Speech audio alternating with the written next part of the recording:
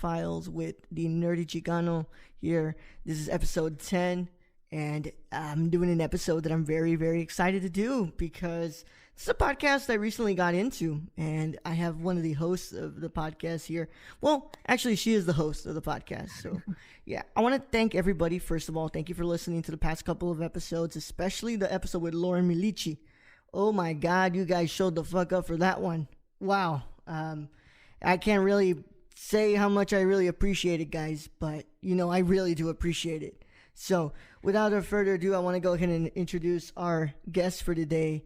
And it's not a team member, it's an actual guest. So, with me today, I have Elaine Vargas. And, well, you want to introduce yourself, Elaine? Sure. Thank you so much, Raul. So my name is Elaine Vargas, and I am one of the hosts of Life Against the Current. And it is a podcast that basically talks about very non-traditional and unconventional paths to successes and goals. And I was very lucky to be invited to be on this podcast by Raul. So I'm very excited to be on it. And I am based in Washington State, not DC. And I do digital marketing. Yeah, I had to say that. It's funny because when my dad... when I told my dad I was moving to Washington, he's like, it's not too far. I'm originally from Florida. It's not too far. It's just like, a 2-hour flight. And I'm like, no, Dad, it's Washington State. So big difference.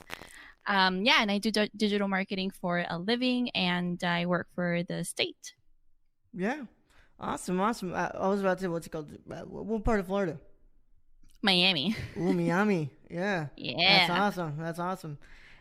So I want to thank you for coming on the show. First of all, and yeah, Washington, man, that's really far from Florida. Washington, on the other side of the country. yeah. I was gonna ask that question first. I was like, hey, where you from? And now you're kind of stole my thunder. So I guess we're gonna have to go into like the what's it called?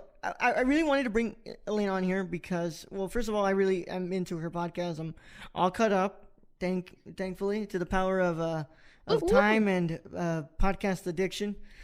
If we want to go ahead and call it that. But yeah, I'm a really big fan of her podcast, and I've actually hit her up about making an appearance. And, what's it called? The podcast right now is, it's on a sabbatical because they're getting ready for season 2, which is awesome. And I said, you know what? I got some free time. Let me go ahead and bring her on. And I want to talk about a lot of things, but also I want to point out one thing out here, guys, that Elaine will be the first guest of After Hours. This is my new show on the Patreon section. It is available to anybody who pledges to the $5 tier on Patreon. So with every interview of the Impaired Files, we have a dedicated section called the After Hours, which is basically like 10 to 15 minutes after we finish.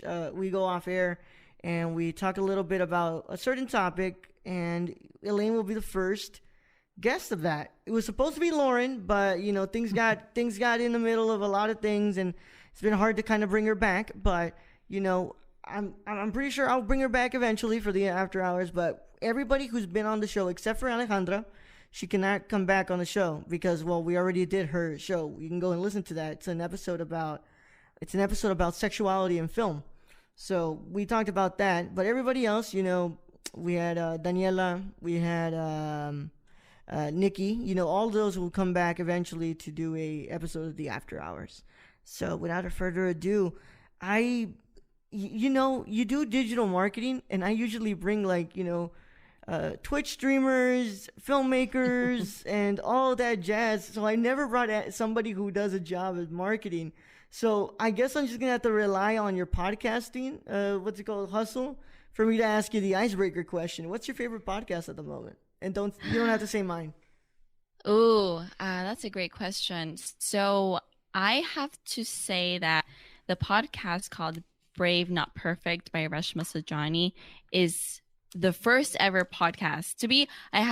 Full disclosure, I actually did not get into podcasts until very recently, right before making mine. Do you want me to redo that part? Yeah, let's go ahead and redo that because we had some technical difficulties. We're recording again. Luckily enough, like I've told you, I'm a big believer in keeping all this raw and uncut. So we're just going to cut the little awkward pause in the middle, and now we're back and we're Go ahead and just complete your thought that you were saying. Yeah, so full disclosure, I did not get into podcasts until recently. And I started, I'm going to say October, November of last year when I first heard Brave Not Perfect by Reshma Sajani. Mm-hmm. And she actually did a TED Talk a few years ago, and that's why I got into her. So she inspired me to do my podcast. And so from me doing my podcast and me listening to Brave Not Perfect inspired me to listen to other podcasts. So Yeah. I'm fairly new into making it and listening to it, but I definitely love it. I truly, truly do. Yeah. God, I am a big, well, I'm a podcaster myself. Been doing this for Mm-hmm. almost 2 years already. It's gonna be 2 years in September 8th. Wow.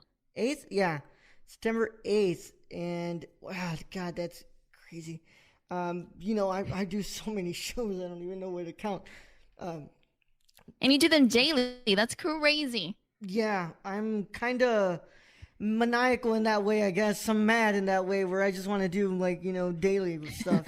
But I'm not here to talk about myself. But I mean, what's it called? I have an array of podcasts that I really enjoy listening to. I really enjoy yours, and I'm going to talk about why I Thank enjoy you. yours a lot. I also, I enjoy my laid back, shoot the shit kind of stuff like Collider Live, and I also like my thematical analysis of film with Film Spotting. I just got into that one like 2 3 days ago, and Wow. God, I've been really enjoying that one. And they have some really really good stuff on there. What's it called? The lover of Italian film in me still can't find a podcast that actually, what's it called? That actually, what's it called? Analyzes Italian films. Another one that I gotta point out and I gotta give a big shout out to is the Meaning of podcast on everywhere you find it. That hosted by Andres Cabrera and Robert Butler III, aka RB3. You guys should go and listen to that podcast. It's awesome. That sounds really good. Yeah, what's it called? They do they do weekly, but they tackle certain directors and they will talk about their filmography and what's the meaning behind them. And yeah, I wanted to point that one out because I wanted to say go help out RB3 fund his film project timestamp. Go and do that as an Indiegogo campaign. You can also find it on his Twitter. It's his pinned tweet at Director RB3. Go and help the guy out. He's a great friend of mine, and he's a great podcaster. And you guys should go and support filmmakers, especially filmmakers of color, because filmmakers of color do not get as much as the attention as they should. Oh, So, yeah. yeah. So I agree with you on that. yeah, so go and do that, guys, and go and check it out. Even if you can donate, go ahead and retweet the tweet that says help me out and stuff. So yeah, that's awesome. By the way, what's that podcast about? Because I've never heard about that podcast. Please don't tell me I lost you again. Yes. Oh, I lost you again. What's the podcast about? Brave, not perfect. Ooh, it's about basically incredible. I think she really focuses on women. She is the founder of Girls Who Code. So basically, she created this Brave Not Perfect. She actually has a book and a podcast about that. And it basically talks about how women have embraced bravery in order to break through the idea of perfection. So, we're basically from a young age told to be careful, don't do this, don't do that, you're going to get hurt. But with boys, we're more like, go and jump higher, run faster, jump, and so basically what she wants to do is to basically tell women that it's okay that you're not perfect, but it's important to be brave. So for me, I was obviously going through like a very pivotal moment of my life too. So having her podcast talk about that really empowered me to do a lot of things that I would have never probably done, like creating a podcast. Yeah. And is that kind of the inspiration behind what you do over at Life Against the Current? Say that one more time. Is that podcast and the whole idea of not being certainly perfect, but using that bravery to to empower yourself and push yourself. Is that really a big inspiration with Life Against the Current? Oh yeah, oh yeah, oh yeah, for sure. I mean, if I would have focused on creating a perfect podcast, I would have never done it. And so sometimes what she talks about a lot is just doing it. And I think I talked about it in my episode on my podcast, which was my advice to everyone is you have to start somewhere. Yeah. You know, like you have to start, and it's okay that it's not perfect. So definitely she influenced a lot into the podcast. Yeah. Oh, I wholeheartedly agree. I mean, you go listen to those first 15 episodes on the feed. You know, they have like the worst, cutting out moments. But, I mean, I still put them up. Because, I believe in what we were doing. And, I even tweeted out today. I said that, podcasting isn't hard. What's hard is pre-production. Just like, pre-production in the sense that I mean, like writing the episodes, especially for us, like, writing our episodes, getting our news that we need to report on, watching the trailers that we need to watch, and all that stuff. And watching the movies that we need to watch before we review them, and all that. That's the hard stuff. Yeah. Scheduling as well is hard. But, like recording and talking about these things and distributing, it's the easiest. It's the easiest. That's the easiest part. But you guys gotta, be a little bit, you gotta believe in what you're doing and, press that record button and just put yourself out there. Especially if some of you guys are doing podcasts that aren't really entirely about something, like if you're doing something that's like laid back and you're kind of just shooting the shit, like that's even easier. You don't even have to write anything before. Yeah, I wish I was doing something like that. Oh, I love those, but I can't do those all the time. I have to, I feel like you might agree. Yeah. You might agree with me on here, but like, I can't do that all the time. I gotta, at least feel like I'm putting out something. I wouldn't say important because a lot of things are important, but have a plan. Yeah, it has to be something with substance to it. Yeah. Yeah, and I agree. And I feel like that's a big thing about Life Against the Current. I mean, you're interviewing people who, they live different lives than a lot of people, and I wanted to kind of pick your brain. What are you? Why are you so infatuated with the unconventional? That's a wonderful question. By the way, this is my first time ever being interviewed. So aside from obviously Alexandra interviewed me on my own podcast, but this is the first time being interviewed on another podcast. Well, I hope I'm doing a great job. No, this is awesome. And I'm super excited to be quite honest with you, Raul. Thank you so much for this opportunity because I am thrilled to be talking about this and that question that you just asked me. So why am I so fascinated with the unconventional and the non-traditional? So a little bit about me. I actually went to college. I chose the traditional route right after high school. I enrolled to Florida International University, and I started doing my 2 semesters there, and I was doing really good. But then I got this job that didn't allow me to fully successfully do school. Yeah. And I was making a shit ton of money, a shit ton of money. And I was a slave to it. I'm not going to lie. I was a slave. I was working 60 hours a week. I was working 6 days. Yeah, no, it was crazy. And I was just 20 years old. So I decided to put school on pause. And I was always told, and I think we're always told to choose the traditional route of graduating high school, going to college, finishing that, and choosing a 9-to-5 job and just retire. So I was able to find success in monetary wise without a college degree. And thankfully, after that job, I was able to actually be in my industry because I wasn't quite there yet at that point. And then I got into my industry without a college degree. And for the longest time ever, that was my biggest insecurity. And I was okay. I realized, obviously, I'm going to say 2 years later after that happened, that it is okay to choose a non-traditional route and that you're going to be successful.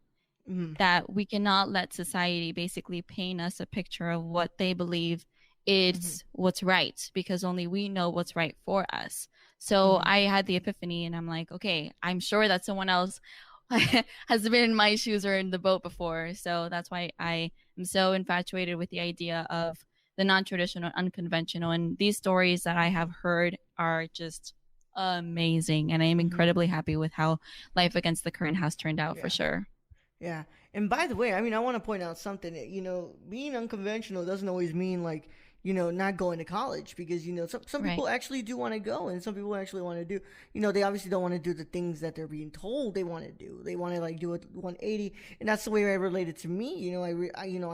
I've always loved film, and I just didn't know that I wanted to do it. And when I decided to do it, that's when I took charge. But it's the unconventional. It lies on a lot of things, and you've interviewed a So lot many of people. things. Oh You've yeah. you've interviewed a lot of people. I love the unconventional too. Mhm. Not really the unconventional of what people decide to do. More like the unconventional in art. But that's just the filmmaker in me who loves that. But I can appreciate where your stance is at. You really like to listen to people who live a little bit different than us. And Right. I wanted to go back. You're being told that this is what you're gonna do because this is the way it's been painted.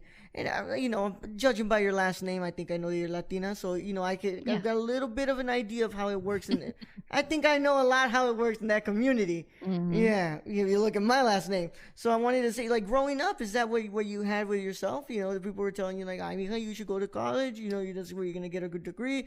You're gonna make good money, and you don't have to worry about, basically, having the life that a lot of our parents and our grandparents had, where they had to, sacrifice a little bit more, so that way we could, get these Right. opportunities.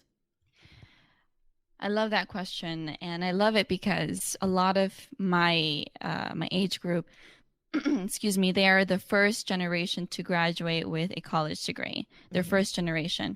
And I actually, if I were to graduate from a college, I would be second. My mom went to school. And this is another reason why I'm fascinated with the unconventional. My mom went to Yeah. school after 10 years Yeah. of graduating. I'm sorry, 20, I think. Yeah, 20 years after she graduated high school with a newborn baby. And she finished in 5 years. She Mm-hmm. finished in 5 years with her bachelor's degree. So, It's but amazing. growing up, yeah, yeah. But growing up though, I am not gonna say that my parents pushed going to college on me. I think that they thankfully didn't, but it's because I was working. I have been working since a very, very young age. I've always had that work ethic in me. So Mm-hmm. they knew that even though at the point where I put school, let's say I was doing part time, they were okay with it because they knew and they trusted in me that I was going to be okay and quote unquote successful, Mm-hmm. regardless or not if I went to school and if I finished. So they really didn't push anything on me. Sometimes they feel like they wish they did, but obviously, like with the outcome, like right now, I'm like in this dream job and they couldn't be any more prouder, but they definitely let me fly. And I can't thank them enough for that. Yeah. I mean, a lot of that is really important because goes into Mm-hmm. the way that you build the character that you are. You know, excuse me, sorry. Um, my character would not be the same if it wasn't for the amazing, grandmother I had, the amazing mother I have, and my father too, and all those stories about living in poverty and stuff like that. That it all led to me, clicking in my head, and I said, I want to do something that I'm gonna love and I'm happy with, and hopefully, at one point probably make some good money out of it. It doesn't matter if I don't. But Right. and a lot of people that you've had on your podcast kind of have the same idea. The same thing. Like they're kind of going against the things that are not all the time the way to go. And Yeah. you have, I can't remember how many people you've had on. I want to say it was about 10. 10. Okay, yeah, I was about to say eight.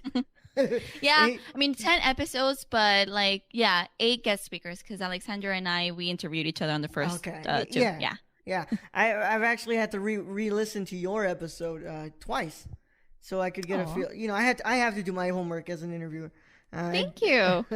Yeah, I did it when I interviewed Zach Stentz, the screenwriter for Thor and all those movies, and so I had to do it for this one too. It doesn't even matter.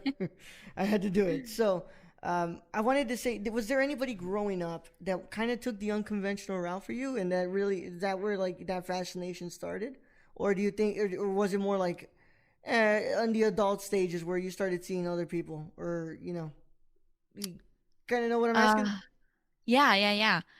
I'm definitely gonna take it back to my mom. Mm-hmm. Uh she 2009, I believe, is when she started going to college, and I it was 14. I don't think that in my mind I was quite processing the magnitude of what she was doing after the years that she took off from going to school. I mean, in those basically 20 years of her graduating college to when she went, I'm sorry, graduating high school to when she went back to college, a lot of shit happened. She had Yeah. 3 kids, she got married, she moved out of Nicaragua and came to Mm-hmm. Miami, immigrated, and it's just a lot of things happen. Yeah. So I, now realizing what she did and her dedication, I think like her dedication to really be able to maintain a household, be a Mm-hmm. wife, be a mother, not only to 2 children, but a one newborn. So she had 3 kids to take care of. Yeah. And for me, like now, obviously, as almost a 25-year-old, realizing all of that, I'm like, there has to be someone else. So Mm-hmm. definitely my mom. My mom was a big impact too. And I think stay tuned because later on in the podcast, I do want to bring her on and have her share her story. Mm-hmm. Yeah, that would be amazing. I would be really interested in listening to that episode. Um, God, and I feel like you could go for 2 hours on that one. Oh, absolutely. So, fun fact, for when I was in high school, I was doing television production. Mm-hmm. And for my end project, I basically had to come up with like a video of whatever I wanted. And the video that I chose is called The Untold Stories. And it was basically about two people who immigrated from other countries to the United States and basically asked them a few questions about their journey. So, one of them was uh, basically a classmate of mine that came from Mexico, and then it was my mom. Yeah, So yeah, that's out there.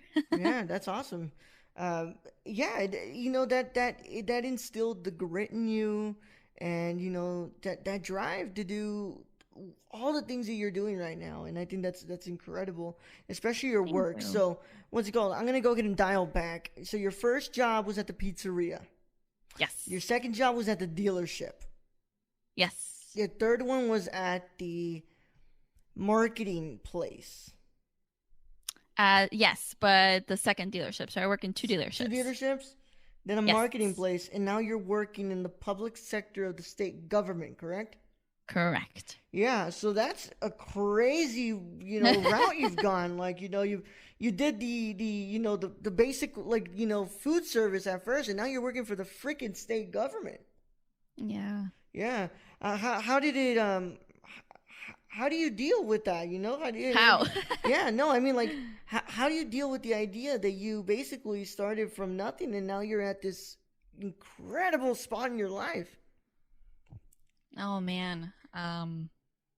I it's overwhelming. It's an overwhelming Oh, I would imagine. feeling I would imagine. because yeah, it is because I mean, I left the pizzeria, what was it, 2015. Mm-hmm. So that was just, we're shy of 4 years. Yeah. And I don't know, it was just like I just wanted to keep going and Mm-hmm. I was hungry for more. Mm-hmm. I was hungry to grow. I was ambitious. I So I think with the second dealership that I was working at, the money definitely moves me. And if something there, so basically why I left that job is because my manager was like, "Hey, we're gonna basically cut your pay in half and bring someone else." And I'm like, "Why do I have to suffer the consequences? I'm working like 60 hours for you." Mm-hmm. So I basically told him like, "No, I don't accept the offer of you cutting my Yeah. pay in half." Oh my God. So he's yeah. like, "Well, I'm sorry then." And I'm like, "Well, I'm sorry too." And so I left. And I basically Mm-hmm. took a average salary of a whole human being cut to Mm-hmm. be able to be in my dream industry, which is digital marketing. Yeah. And ever since then, I found amazing opportunities, and my student mentality has been able to help me a lot too. Like, I am not afraid to learn. Just because I do want to say that just because someone chooses not to go to a 4-year institution does not mean that they're lazy. It doesn't mean Yeah. that they got in through the back door. And it definitely does not mean that they don't want to continue learning, because I am the opposite of everything that those 3 points just said. Mm-hmm. I want to always learn. And I when I got into my digital marketing position at the first publishing company, I did not know anyone. So I basically had, as you probably know, had 7 minutes to speak to 13 different managers Mm-hmm. and have like speed dating, but speed interview. And then Mm-hmm. after that, I went through another round. So it was definitely not through like knowing someone or, any type of things that you can usually get away with by, it's not really what you know, it's who you know type of thing. But no, for me, I really did work my butt off, and I continue to work my butt off, to be Yeah. honest with you. Like, I am the type of person that if there is a problem, I am not thinking of why there's a problem, soaking into the problem. I find a solution. And I think that is a valuable asset that any employee should have, is always being proactive rather than Mm-hmm. reactive. Yeah. Because there's going to be a lot of problems. A lot of problems always. Problems will not go away. Yeah. But it's about your mentality and how you solve them. It's perspective. It's perspective, Yeah. yeah. As Gary Vaynerchuk says, you're willing to eat Oh, I shit. love him. Yeah. You're willing to eat shit for so many years. And yeah, it's the embodiment of how I carry myself too. I'm willing to eat shit, man. I'm doing it. And I really, really, really, really appreciate that in you, man. It's like it's crazy. Thank you. You've done all this, and look where you're at now. It's this is it's funny that I bring you on here because I wanted to talk a lot about the podcast, and I'm not even talking about the podcast. Fuck the podcast. Put it aside right now. I want to pick your brain about all these things, and yeah, and I one thing I was gonna say, it's just it's also it's incredible because you're this very, very empowered person that takes herself through the workforce. You're also a brown woman, and that is very difficult to maneuver in the workforce. And I can only imagine, how much it sucks to be told like you can't do this, you can't do that, and then you kind of just show them by doing all these things, and it's an incredible thing. Being told that I can't do something just gives me more energy and more power to do it. Me too. It lights a fire under my ass, and I'm like, oh, I want to show you that I'm gonna do it. Right. Yeah, yeah. What's it called? Absolutely. Mm-hmm. Yeah, I had this wild dream in 2015, 2016, 2015.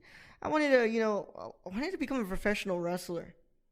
But sadly, I couldn't really do that because, I'm not really the most fit person. But people kept telling me, like, dude, you can't do that. Like, you can't do that. And that would just make me even more. I'm like, you know what? Mm-hmm. I just want to do it so that way I can show you. Like, Let me show you. Let me show you I can do it. But no, I never ended up doing it because, first of all, like, I can't freaking run for the life of me. So how the hell am I going to run ropes? But yeah.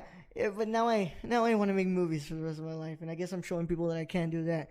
But it's in that is that something that you encountered a lot in the workforce? Did you encounter a lot of people telling you like, hey, you can't do that, Elaine? You should stick to your own play, like know your role. Did you encounter a lot of that? That's a great question, but I didn't. I think just one time, and I talked about it in my podcast. I told my partner at this time, I was like, I want to one day do marketing for like this really, really big, awesome companies. And he basically said, like, I hate to break it down to you, but that's likely not going to happen. And I was like, yeah, I probably can. So I don't know. It was just innate in me to just keep going and keep going and keep going. Yeah. And Raul, I reached a place in my life right now to where I am satisfied. Yeah. I am honestly so happy with this job. It's funny, just today I was having a meeting with my boss, and we were all, having a meeting, and she's like, well, we have to basically get this knowledge because of what if one day Elaine gets recruited, and I've been here for almost a year, and I look at her with like the most dramatic face, and I'm like, no, no, I don't ever want to leave here. This is honestly like, I'm embracing the now. I don't want to think about the 2-3 year plan. I love it where I'm at right now. And I know, eventually I have to keep growing and keep going. It's part of the work cycle. Just like we have a life cycle, there's a work cycle, but I love it. I love where I'm at now. And I mean, what's it called? It's not bad that you're thinking about the micro, but what's it called? Your head should always, kind of be thinking about the macro, like, Yeah. who cares about the 3 months? What's gonna happen in 10 years? Like, Right. where do you want to see yourself in 10 years and all that stuff? That's also really fascinating. But I was gonna point out something. You're super freaking young. You're Yeah. young.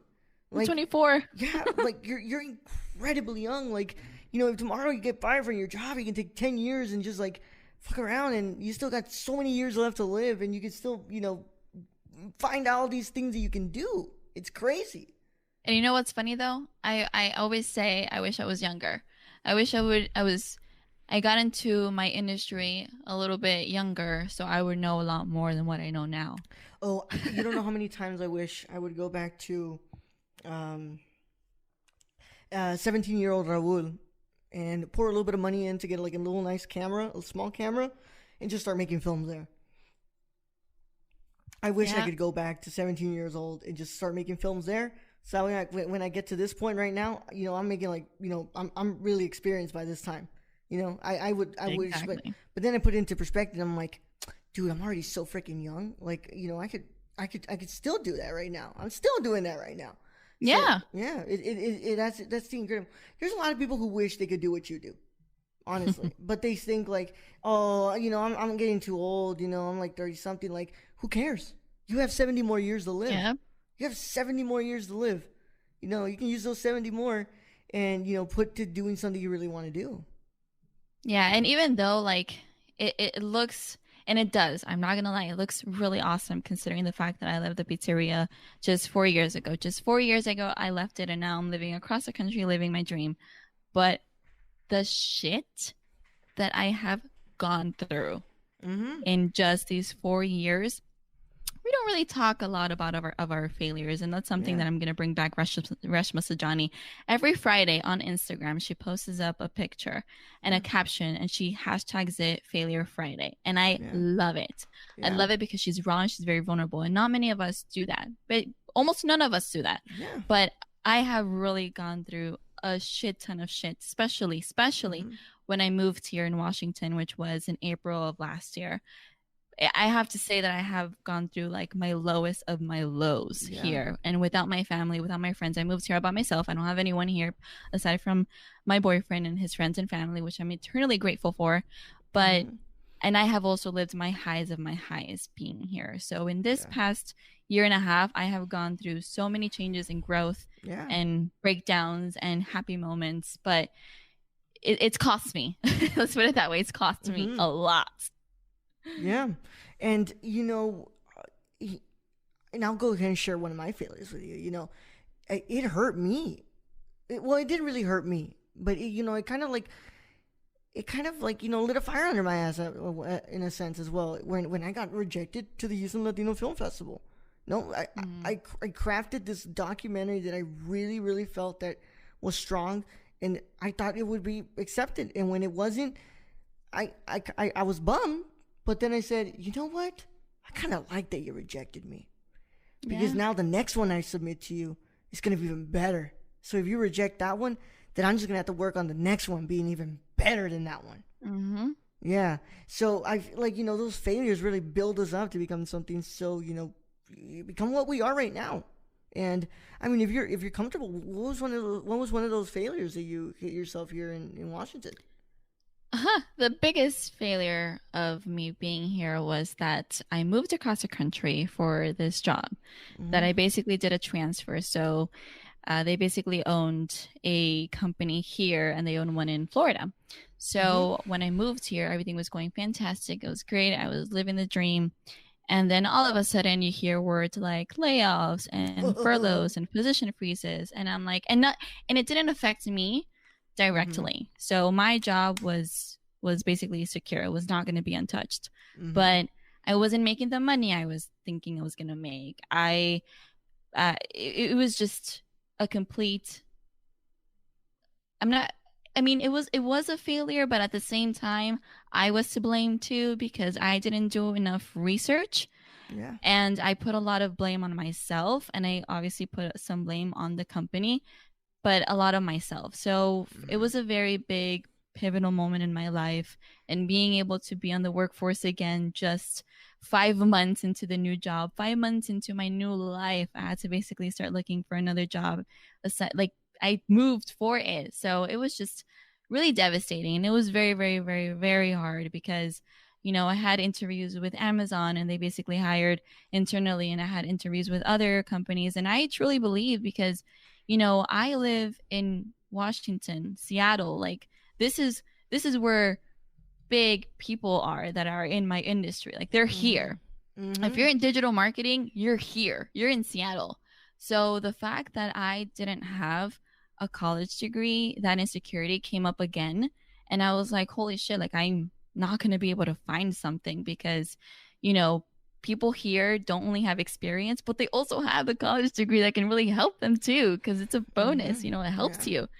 So thankfully, and I'm religious, I'm Catholic, I believe in God, and I was eternally grateful that I was able to find this job with the state. And, my boss is amazing. She's amazing. So I went through that really, really, really bump in the road. And that was probably like my biggest bump here. Yeah.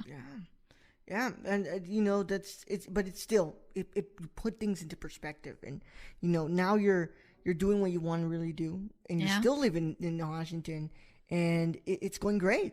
Apparently, it's going great, and that's great, man. And now let's go ahead and I'm gonna go ahead and kind of turn us a little bit. Now I gotta get the podcast in here before we finish up, because I think we're heading into some good time to wrap up soon, but. That's because I want to leave some good time for after hours, and really, I really want to get the juicy out of that one, because I know it's going to be a good topic. Woo-hoo. Look, yeah. So the podcast, there's one thing I have in here. I don't have the best notes ever. I have things like points that I need to hit on, and one of the points here is how to be comfortable with being open to many voices. So I don't think there's a lot of things. I don't think that people realize. One of the best things about being an interviewer is that you're sitting down and you're literally listening to these people tell you about their lives, and that's what you do on your podcast. Mm-hmm. So where did that come from? Like, where did you say, like, you know what? I just want to sit here, ask a couple questions, and listen to this voice just tell me about what they're doing, because it's not a lot of people are into that. Not a lot of people want to do that. But what did it take for Elaine to say, you know what? I'm going to sit here and I'm going to be open to all these voices just come in and just say what they want to say? I think it was a curiosity. I'm a very curious person. Yeah. I question everything. Yeah. I question everything. I'm curious. I want to know. I want to dig deep. And I just felt, it's funny because when I had the idea of making the podcast, I seriously had the idea like at midnight, and then I couldn't sleep. Mm-hmm. I was like, I want to get started right away.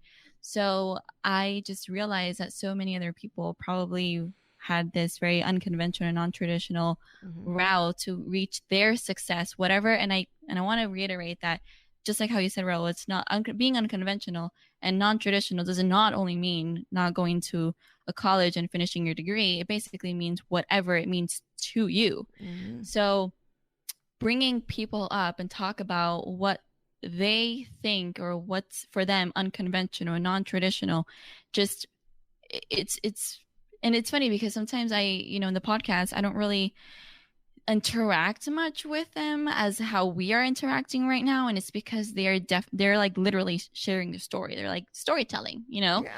And I think for me it's just been so awesome because I've honestly and truthfully have changed my perspective on how I see things and how I see people.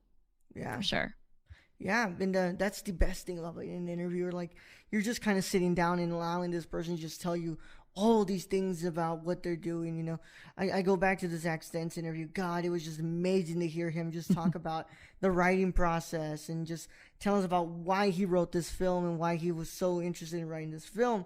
So, and then I also go like the one we just did with Jason Inman a month ago, I think. He was talking about, him being a serviceman and, how that really influenced the book that he just wrote. So, it's an incredible feeling. Interviewing is not for everybody. That's for sure. It's not for everybody. But it's also something that you kind of get better at as you go. Like, 100%. yeah, especially in podcasting, like, hey, respect to everybody else who can just do episodes about, you know, um, best looking skyscrapers in New York City or something like that. Like, hey, power to you guys, but I can't. God, that would bore the hell out of me. I want to sit here. I want to interact the way that I'm interacting with you, and I just want to ask like all these little things that just are popping into my head. And I was gonna ask one thing. I want to get a little bit of the process because I did ask a couple questions for your episode on Life Against the Current. I just asked the one thing, like, because I had to promote my film, so I wanted to kind of slide in there and be like, hey, can I get on your podcast? Because I gotta like really promote this film because it's about to, it's gonna be coming out soon. So I had to say like, how can I get on your podcast, even though I had slid in before that episode came out. That's just me. That's just me, the producer and host in me, who has to kind of ask people to get on or just slide my way in like, hey, can I get in your podcast? Yeah. So, what's it called? How's the writing process for yours? I'm really interested to hear this. How's the writing process?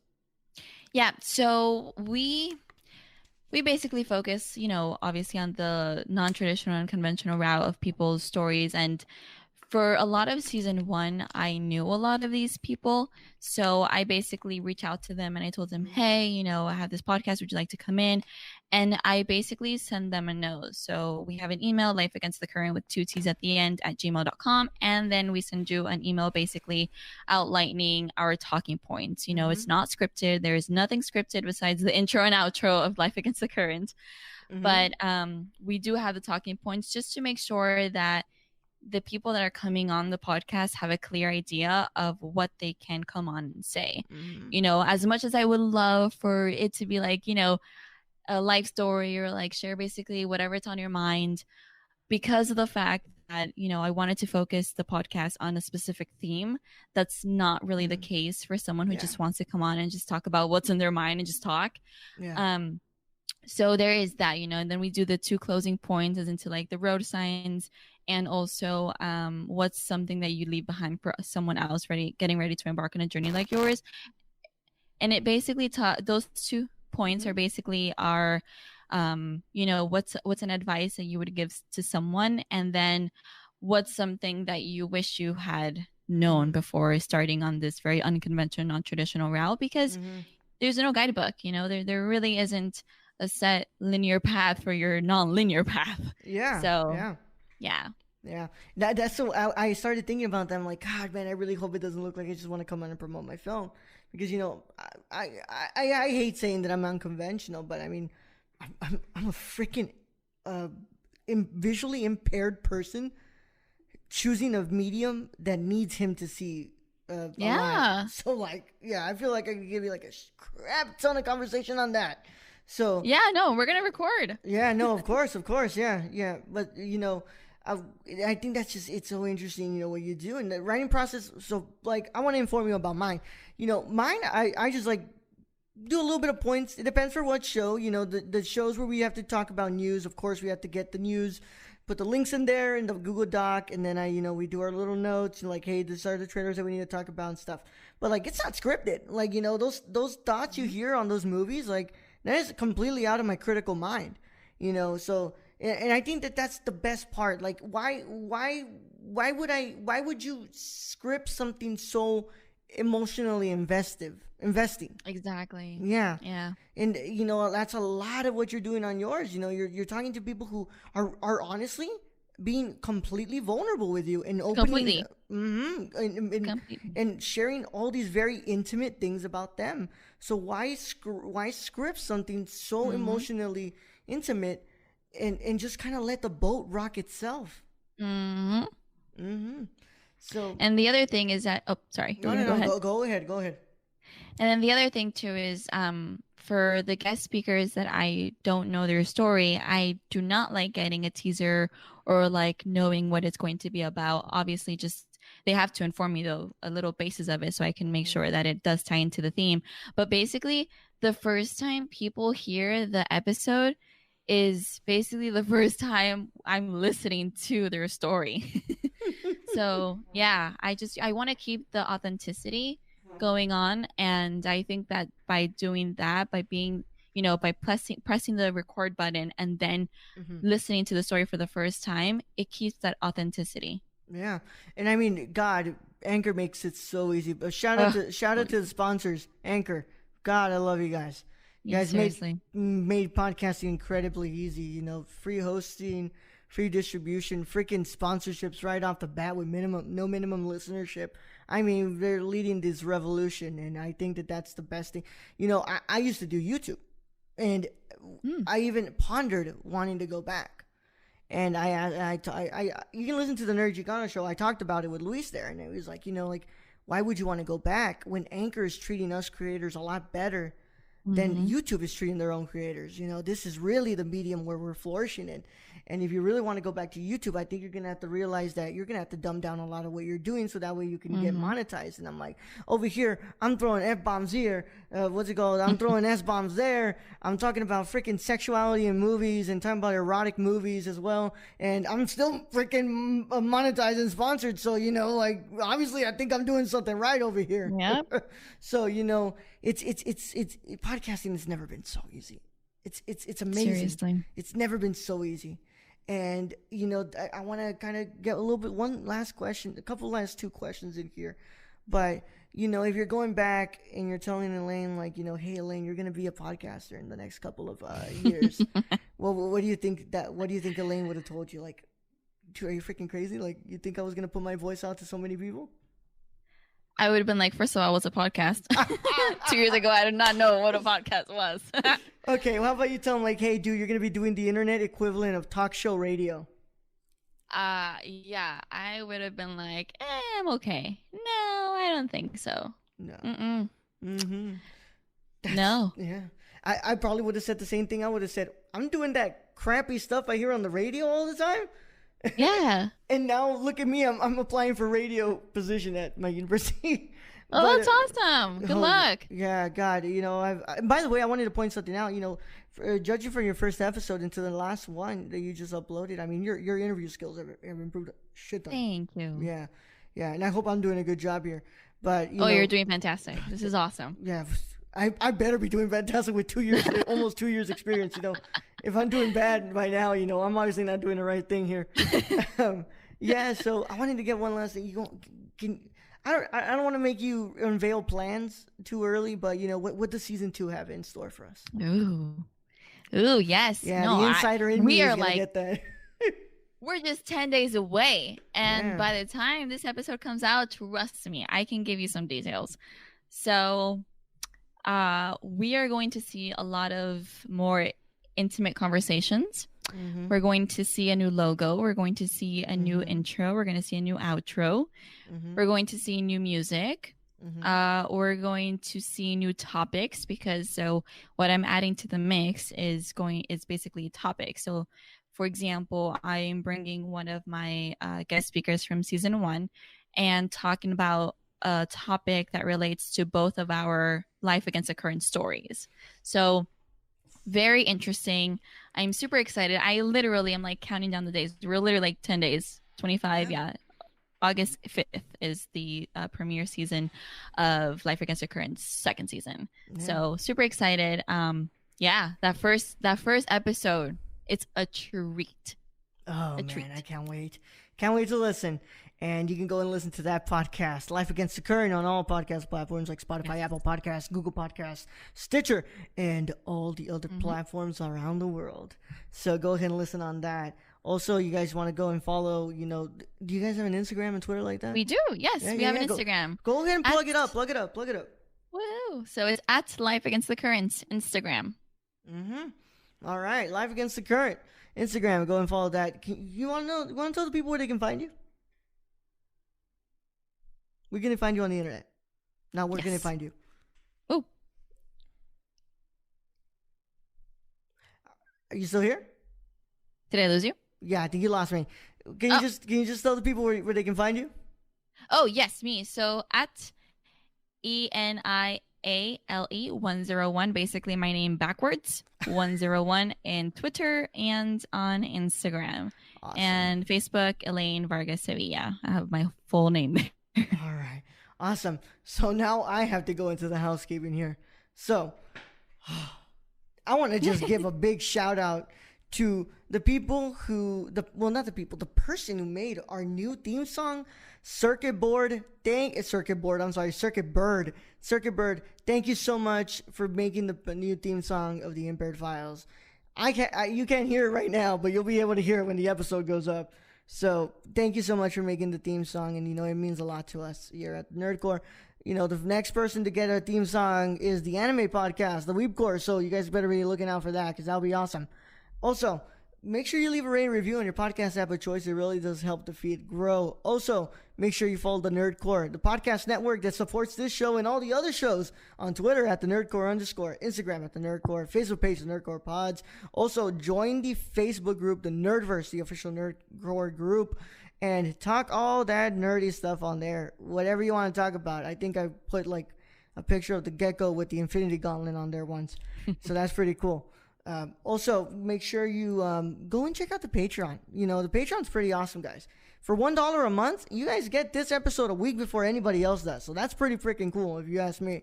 But also, it's not mandatory, guys. Just go and check it out at www.patreon.com/thenerdcore CORPS.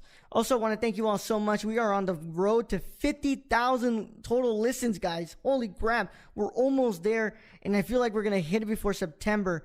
But I want to go ahead and give a big shout out to our 3 biggest fans and the biggest supporters on the face of the earth, and that is our executive producers. First of all, Grayson Barker, thank you so much for being an executive producer. You can follow him on Instagram at GraysonBarker98, on Twitter at WarlordHitman98. Also, follow Journey, Iced Mocha _ Jorn, JOURN. She is our 3rd executive producer, and our second one is Shane, who you can watch on twitch.tv/ and this is the part where I'm going to get tongue-tied, SRRK. Okay, that's it. Okay, I did it. The R's and the K's, it gets to me. But you can follow him on Twitter at SRRKK Twitch. That's where you can follow him on Twitter. So thank you to our executive producers. You can become one too by going to the Patreon and pledging to the $15 tier or above. So thank you so much, guys. And holy crap, that was a lot of housekeeping. But this has been the episode, and I really want to thank my guests for being on here. Patreon supporters, at the $5 tier, you're going to get to listen to the after hours, and we're about to hit it right now. But before we leave, you want to say anything, Elaine? No, Raul, thank you so much for this opportunity. And I had a blast talking to you and about the podcast. Really, I couldn't have asked for a better first time of being an interviewee. Yeah, wow, you're on the hot seat today. Yeah. I know. Yeah.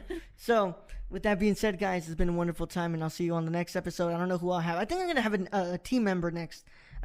Brad keeps asking to be on. I'm not going to bring him on. He's gotten too cocky now because he had a new show. Wow, a 60 played, debut episode, man. And he deleted the audio. Freaking idiot. I love you, Brad.